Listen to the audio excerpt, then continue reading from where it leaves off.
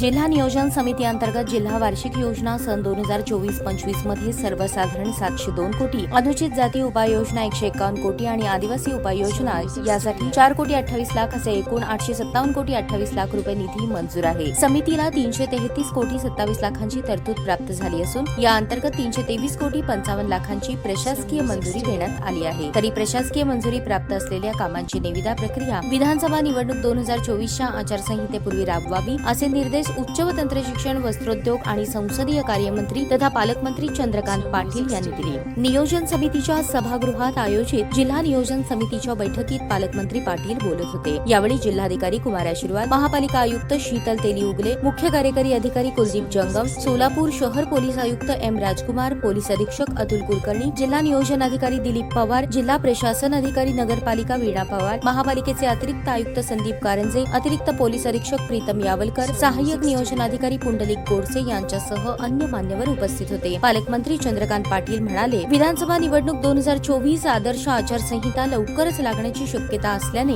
जिल्हा नियोजन समिती अंतर्गत प्रशासकीय मान्यता दिलेल्या कामांची सर्व संबंधित विभाग प्रमुखांनी निविदा प्रक्रिया त्वरित करून शक्य असेल तर कामांचे कार्यारंभ आदेशही वितरित करावेत। जिल्हा वार्षिक योजनेच्या एकूण 857 कोटी 28 लाखांच्या मंजूर निधीतून सर्वसाधारण योजनेसाठी 318, अनुसूचित जाती उपाय योजनेसाठी 4 कोटी 8 लाख, आदिवासी क्षेत्राबाहेरील उपयोजनासाठी 1 कोटी 17 लाख असे एकूण 323 कोटी 55 लाखांच्या विकास कामांना प्रशासकीय मान्यता समितीने प्रदान केलेली आहे। यावेळी पालकमंत्री पाटील यांनी जिल्हा परिषदेअंतर्गत सर्व विभाग, महापालिका, पोलीस विभाग, समाज कल्याण विभाग या विभागांचा मंजूर निधी, प्राप्त तरतूद व झालेल्या खर्चाचा सविस्तर आढावा घेऊन जास्तीत जास्त निधी वेळेत खर्च करण्याच्या सूचना केल्या। वितरित तरतूद ही 149 कोटी 30 लाख असून झालेला खर्च 84 कोटी 9 हजार इतका आहे। खर्चाची टक्केवारी ही फक्त 25% असून ही टक्केवारी वाढवण्यासाठी सर्व शासकीय यंत्रणांनी प्रयत्न करावेत असे निर्देशही यावेळी दिले। प्रारंभी जिल्हाधिकारी कुमार आशीर्वाद यांनी जिल्हा नियोजन समिती अंतर्गत जिल्हा वार्षिक योजना 2024-25 अंतर्गत मंजूर निधी, प्राप्त निधी, प्रशासकीय मान्यता, झालेला खर्च